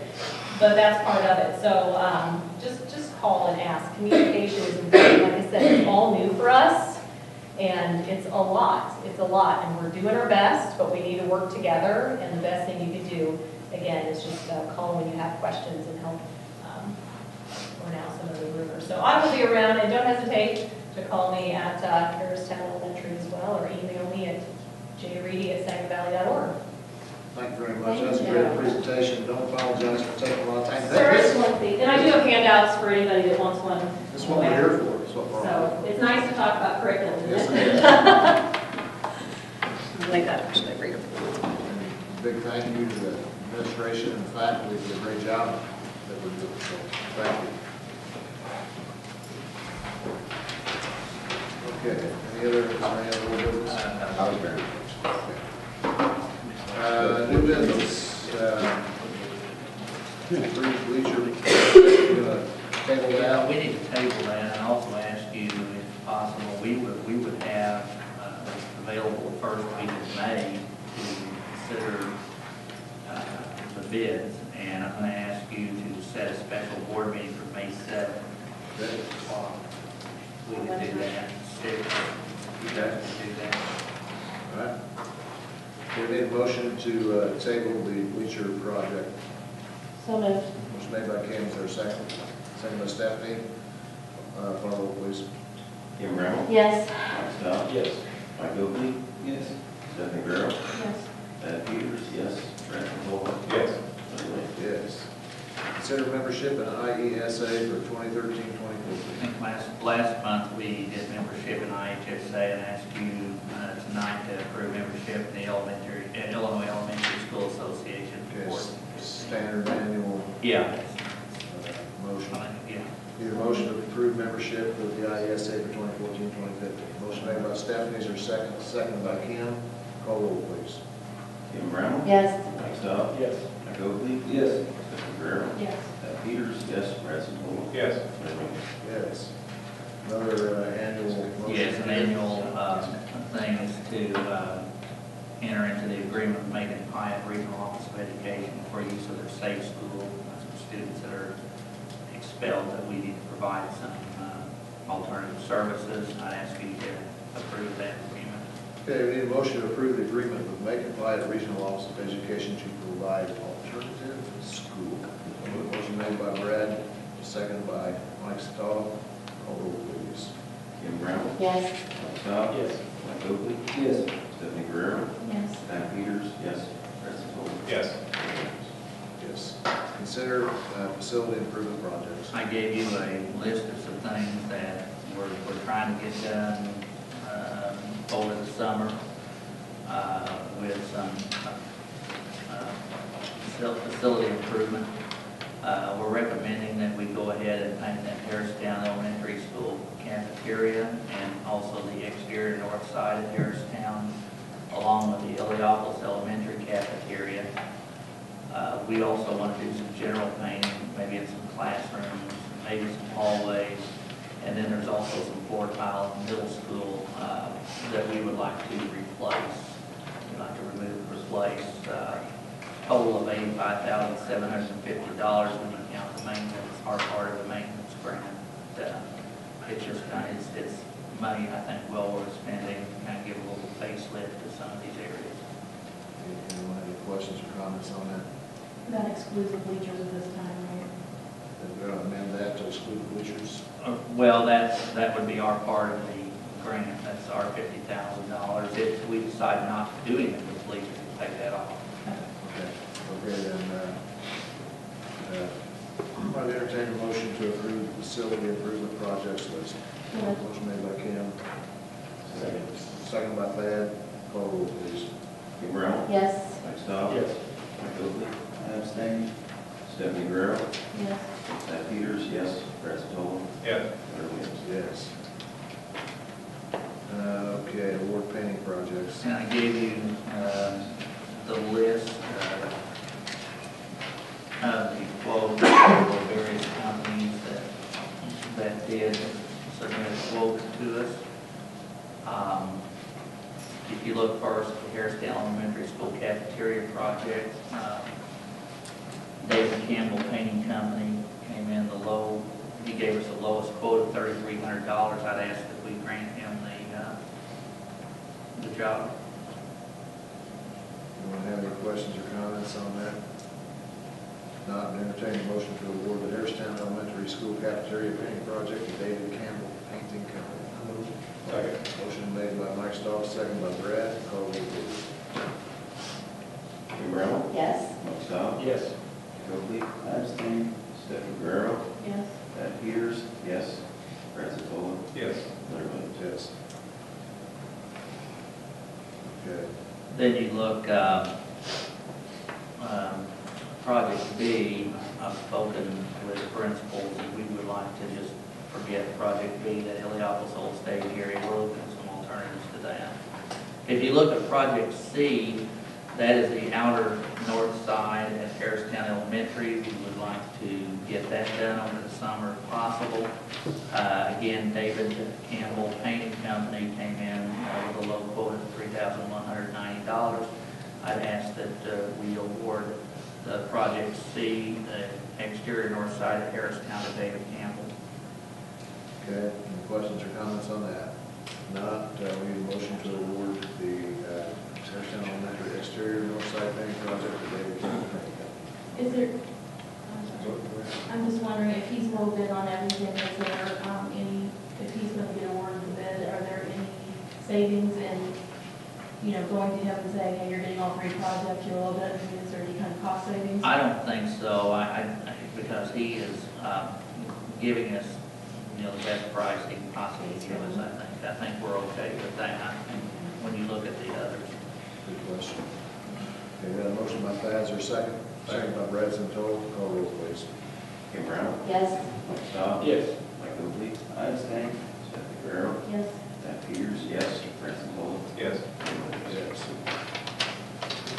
The other project that we have, I recommend that we paint the Heliopolis Elementary School cafeteria area without the ceiling. I don't think that ceiling has to be done right now. We can always come back and do that later. And talking with David Campbell, he does not seem to think that that would make that much difference, and if we thought that it would, we could add that later. But I think for right now, let's try to do the walls up as high as the ceiling and go with that. Questions or comments there? Not, need a motion to award the Heliopolis Elementary School cafeteria painting project excluding the ceiling to David Campbell Painting Company. Motion made by Mike, seconded by Brad. Mike Stowe, seconded by Brad Santola. Call roll, please. Kim Brown? Yes. Mike Stowe? Yes. Mike Oakley? I understand. Stephanie Guerrero? Yes. Pat Peters? Yes. Brad Santola? Yes. Yes. Consider QNS tech upgrade. Each year, we try to set aside some money to rotate out our oldest computers. And I'd ask that we do that with $25,000, which is what we set aside. 76 computers be switched out. These are the oldest computers. We try to move around and do the best we can. There's some switches involved, and some Windows 7 licenses that would be done. Is that a one-to-one thing, just swap out? Yeah, we just take the 76 and switch out.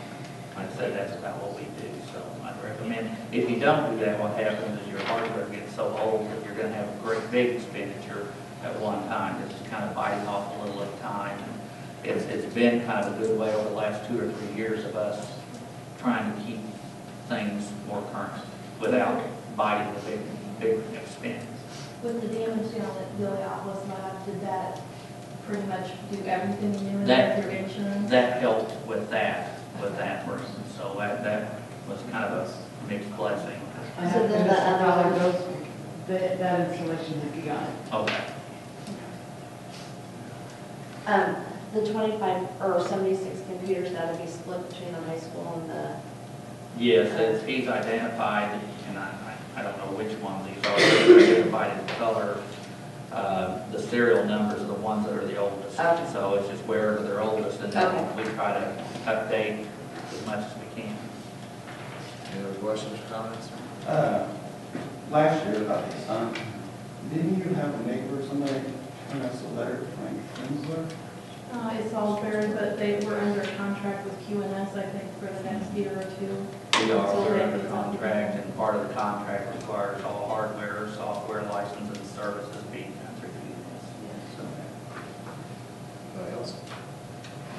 So we need a motion to approve the QNS proposal for technology upgrades. So moved. Motion made by Kim, seconded by Mike Stahl. Call roll, please. Kim Brown? Yes. Mike Stowe? Yes. Mike Oakley? Yes. Stephanie Guerrero? Yes.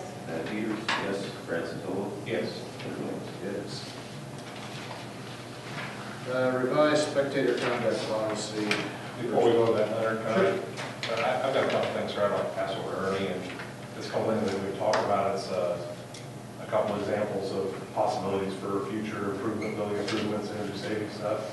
Some of it's through the DCEO, or the DECO, and it's in regards to the boiler that we talked about. Also, there's some incentives for insulation and boiler efficiencies stuff. Oh, that's great. Have you by any chance shared that with Randy? No, I have not. Is this all? Other than the emails we've exchanged. Oh, okay, is this all mine? Yeah. Those are examples and some of the forms that. Oh, okay. Just to consider. Okay, I will probably make copies and send to him, see what we can get done. That's great. Last month, I believe Michael expressed a little bit of concern over spectator conduct. We do have a policy on the books. I think Michael wanted a little bit more stringent policy, and so I wrote a policy based on what he had suggested and contacted some other schools to see if they have a similar policy, and I've given you that information, and you guys can then decide where you want to go with it from there. Well, I think our policy, the way it is, just fine. That's basically IHSA policy, correct? IHSA. And IESA, we follow those Yes. guidelines, and that's pretty They much. allow a ban for, and I don't remember, it's 1 to 2 years if we need to take that action toward a spectator. And the basis policy that we have a little bit of, like I said, we have a little bit of leeway, so if someone's really obnoxious, we can ban them. For I think what, right 2 now, years? I think right now what we, I think it was 1 or 2, I can't remember. Right now what we do is try to we let them out of the next game. It's like a 1-game suspension if they're removed from a ball game, then they're not allowed to come to the next one. I think Michael thought maybe we need to be a little more strict with it. And I don't know, Michael, you might want to address this if this was or your idea. I just try to put into words what you wanted in the last meeting. Yeah.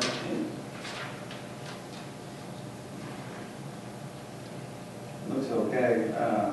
I would like to know if our athletic director had any thoughts about, us implementing a stricter policy. I just talked to him briefly about that, and he tends to go along with IHSA and what they want.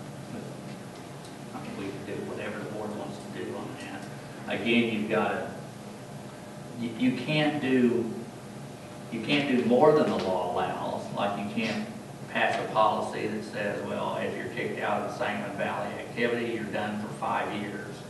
That's illegal. You can go up to what that law is, and I think the law might be a year. I think they changed it from 2 to 1, if I'm not mistaken.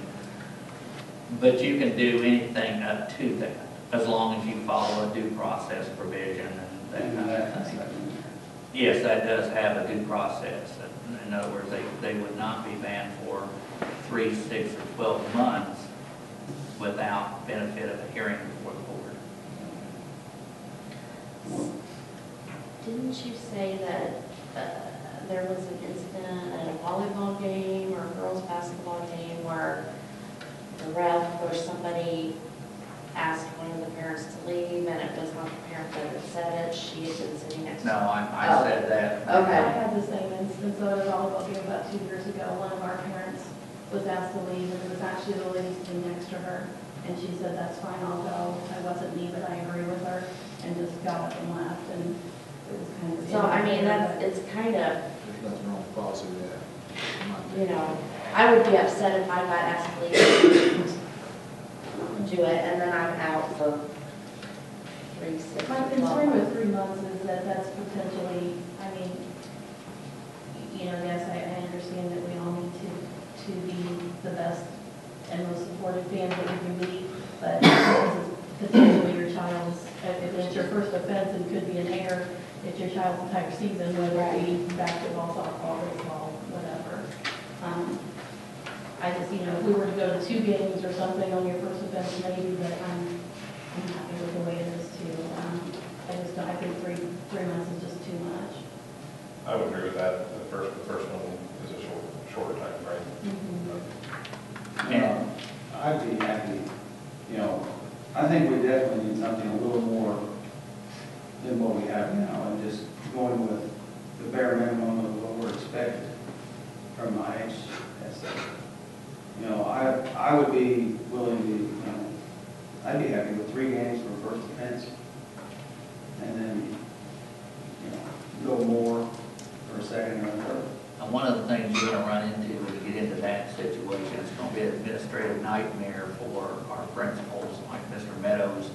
He's going to have to keep track, okay, is this your first, second, or third game you're missing? Or, I mean, it can be a very cumbersome thing. The intent is good, and I understand what you're saying, but it can be very cumbersome for the administration to try to monitor that. So, And is that home games or is that? and that's another, because if it's an away game, you have the problem of contacting the administrator and saying, okay, keep your eyes out for a dark curly-haired man about 5'8", green eyes. It's got to be, and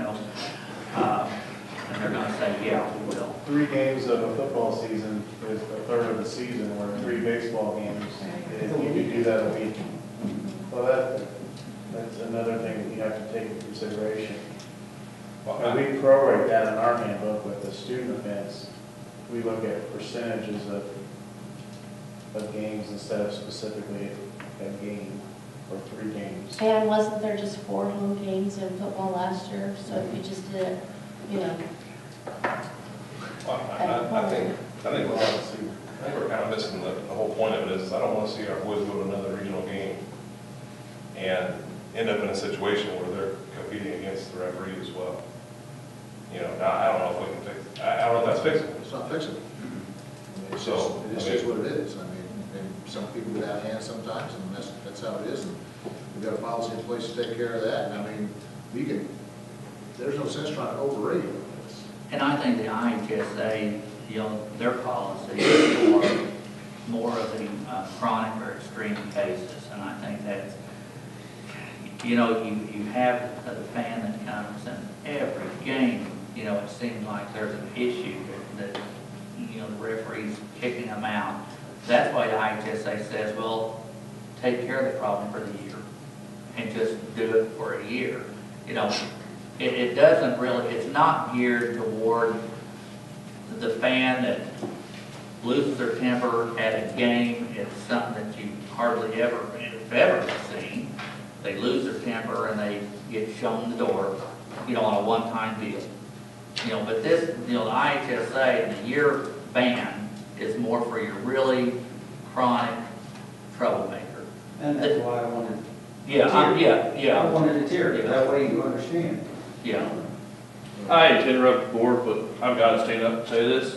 Well, this is a public meeting, not an open forum. I'll let you do this one time. I appreciate it. I've got nothing against Mr. Staub by any means. We go to church together. And I think Mike's whole purpose in bringing up the new policy was in reference to this, if I'm not mistaken. Some of it. All of it, pretty much. Hang on. I was not in any of these instances. I've heard a lot of rumors. I don't know any of the facts. I think what was or wasn't done may have been appropriate. I don't know. But I think long and short of it, as public and as parents of the students at these meets and these events, I think what Mike was trying to say, what it comes down to, is we would like to see a higher standard or expect a higher standard for members of our school board versus... When I'm at the ball game and I'm watching my kid and I'm protecting my kid in that game, I'm not a school board member. When you guys start showing up to basketball games and football games, and how many games have I been to since my Jordan has been 4th grade, 5th grade, you start talking about standards, because I'm not a school board member when I'm at the ball games. I won't disagree with that. Okay. But at the same time, you are an elected official. Agreed? I'm elected official. But Mike, it's not a one-time. I'm not going to get in an argument with this. I know where you're going. Okay. Yes. Good enough. Thank you. Okay.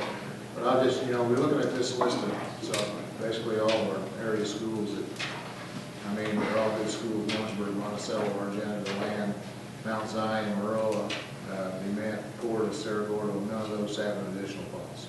And to me,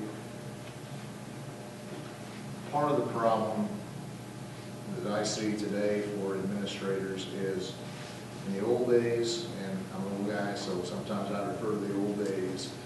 But when you had a handbook this thick, you had, it seemed to me, like less problems, because they had just a little bit of discretion. If Brad's in trouble every day, and Mike's not, and Brad, you know, and Mike finally gets tired of it and whacks him, you know, the guy who's the problematic child at one time, he's gonna be the one in trouble. The other kid says, this is not like you, go back to your class. That's over. Because we have all these rules and you have to treat everybody the same. The more rules we have, the more, it seems to me like the more we heap on our administrators. And I'm absolutely not in favor of changing this in the least. I've been here 6 years, you know, as superintendent, and I don't believe in the 6 years that I've been here, we have banned the ban. I don't, that's not been to that point. Now, prior to me getting here, you had one that had an issue. That wasn't that late, then? No, I guess it was. It's not, that was with Mrs. Reedy after school. So that had nothing to do with that. That individual was, we took care of him appropriately. He was out for a year. So, I mean, I don't. We have had, I don't know if you remember this, Mr. Mullins, but we did have a gentleman who had been banned for some time and had come back and was allowed back in school after his year or whatever. And I wasn't even aware of it. I guess I'm just speaking to our administration that they do watch those things, they do pay attention, because he had called me one day and said, you know, I want to talk to you about your daughter being approached after a volleyball game, and she hadn't even said anything to me. I mean, I had, you know, if it had been the day before, she didn't think it was too much out of line, but you know, the coach had noticed it, they had informed the administration, they had talked to me. So I really feel like they're on top of what they're doing, and they're going to stay on top of anyone, regardless of who they are, in whatever setting. If they feel it's inappropriate, we're going to hear about it. And I was very thankful for that, by the way, because as I said, my daughter didn't think it was an issue. She didn't think much of it. Probably wasn't appropriate by the spectator, but you know, obviously the school thought enough to call and say something. So. Well, we got a motion on the table here. If someone wants to make a motion to adopt the first reading of the revised spectator conduct policies requested by Mike Lowe, please make a motion. This is first reading, correct? It's first reading. Anyone care to make that motion? Talking about adopting it? Adopting it as written? No, to adopt the first reading, not to adopt the policy. So if we, the way I understand it, if we say no to the first reading, it's done. Right. Can it be tweaked after the first reading? I would probably need to come back with it revised for another first reading, because then you're looking at a little bit of a change in content.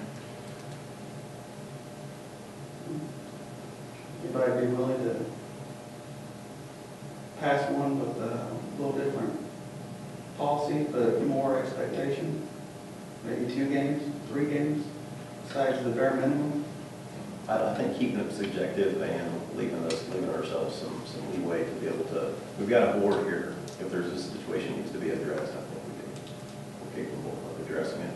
One other thing too, when my kids were younger or whatever, I guess I probably wouldn't have had as much concern about this or whatever. Now that my kids have gotten a little bit older, and myself not being a big sports fan or a sports nut, maybe like some people, I have been surprised by how passionate you can get when watching your child at a sporting event, when they think that whether they have been wronged or not, it does you get pretty excited, and most of the time I'm not a real excitable guy about a lot of things.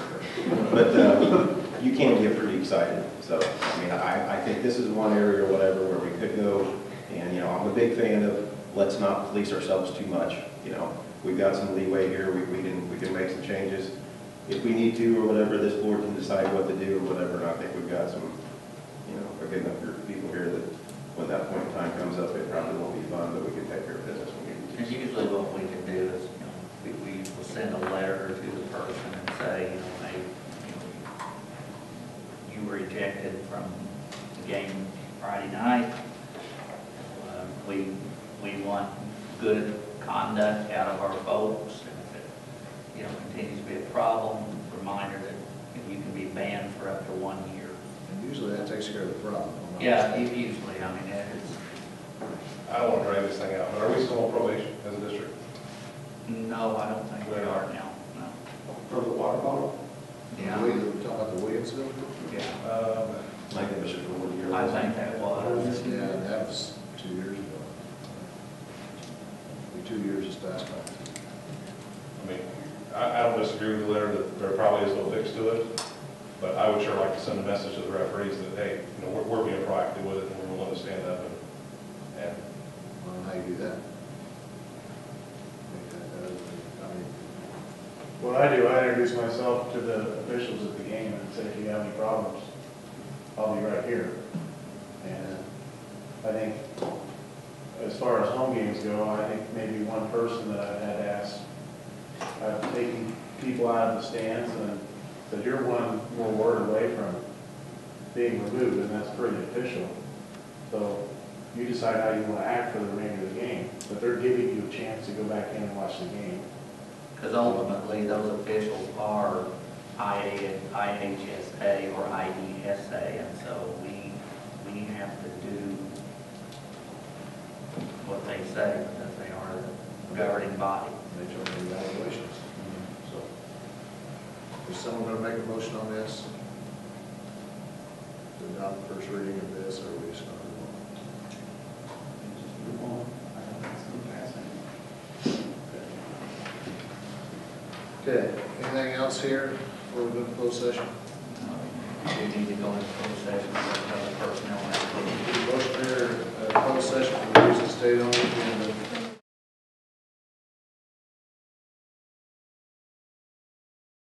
Need a motion to accept the retirement or resignation of Joe Ames effective at the end of the 2014-2015 school year. Motion made by Stephanie, seconded by Brad Santola. Call roll, please. Kim Brown? Yes. Mike Stock? Yes. Mike Oakley? Yes. Stephanie Guerrero? Yes. Pat Peters? Yes. Brad Santola? yes. Leonard Williams? Yes. Need a motion to accept the retirement or resignation of Kay Mason as a teacher of the district effective at the conclusion of the 2017-18 school year per the retirement incentive clause of the collective bargaining agreement. So moved. Motion made by Kim, second by Brad. Call roll, please. Kim Brown? Yes. Mike Stock? Yes. Mike Oakley? Yes. Stephanie Guerrero? Yes. Pat Peters? Yes. Brad Santola? Yes. Leonard Williams? Yes. Need a motion to accept the retirement or resignation of Deb Seaberg as a teacher in the district effective at the conclusion of the 2017-2018 school year. So moved. So motion made by Thad, second. I'll say. Second by Mike Staub. Call roll, please. Kim Brown? Yes. Mike Stock? Yes. Mike Oakley? Yes. Stephanie Guerrero? Yes. Pat Peters? Yes. Brad Santola? Yes. Leonard Williams? Yes. Need a motion to accept the resignation of David Fleming as assistant middle school boys basketball coach effective at the end of the 2013-2014 school year. So moved. Motion made by Stephanie, second by Brad Santola. Kim Brown? Yes. Mike Stock? With regret, yes. Mike Oakley? Yes. Stephanie Guerrero? Yes. Pat Peters? Yes. Brad Santola? Yes. Leonard Williams? Yes. Need a motion to accept the resignation of Chris Mall as assistant high school football coach. So moved. Motion made by Thad, second by Stephanie. Call roll, please. Kim Brown? Yes. Mike Stock? Yes. Mike Oakley? Yes. Stephanie Guerrero? Yes. Pat Peters? Yes. Brad Santola? Yes. Leonard Williams? Yes. Need a motion to accept the resignation of Rebecca Pantazis as special education teacher effective at the conclusion of 2013-2015 school year. And do we need to put in there as a school softball coach? Is that- No, let's just do it as a teacher. Okay, as teacher, okay. Just the way I read it then. So moved. Motion made by Thad, seconded by Kim. Call roll, please. Kim Brown? Yes. Mike Stock? Yes. Oakley? Yes. Stephanie Guerrero? Yes. Pat Peters? Yes. Brad Santola? Yes. Leonard Williams? Yes. Need a motion to employ Janelle Magnuson as IESA Sangamon Middle School music teacher for the 2014-2015 school year. Motion made by Stephanie, seconded by Kim. Call roll, please. Kim Brown? Yes. Mike Stock? Yes. Mike Oakley? Yes. Stephanie Guerrero? Yes. Pat Peters? Yes. Brad Santola? Yes. Leonard Williams? Yes. Need a motion to employ Bruce Cox as custodian. So moved. Motion made by Thad, seconded by Stephanie. Call roll, please. Kim Brown? Yes. Mike Stock? Yes. Mike Oakley? Yes. Stephanie Guerrero. Yes. Matt Peters. Yes. Francis Hall. Yes. Larry Williams. Yes. Need a motion to grant FMLA to Leanne Myers effective beginning on April 22nd, 2014 for a period of up to time up to the requested 5 weeks for the purpose of maternity leave. Motion made by Ms. Stahl, second by Brad Santola. Call roll, please. Kim Brown. Yes. Mike Stoll. Yes. Mike Oakley. Yes. Stephanie Guerrero. Yes. Matt Peters. Yes. Francis Hall. Yes. Williams. Yes. Anyone have anything else? If not, I'm going to take a motion to adjourn. Motion made by Kim, second by Stephanie. All in favor, say aye. Aye. Opposed? Thank you very much.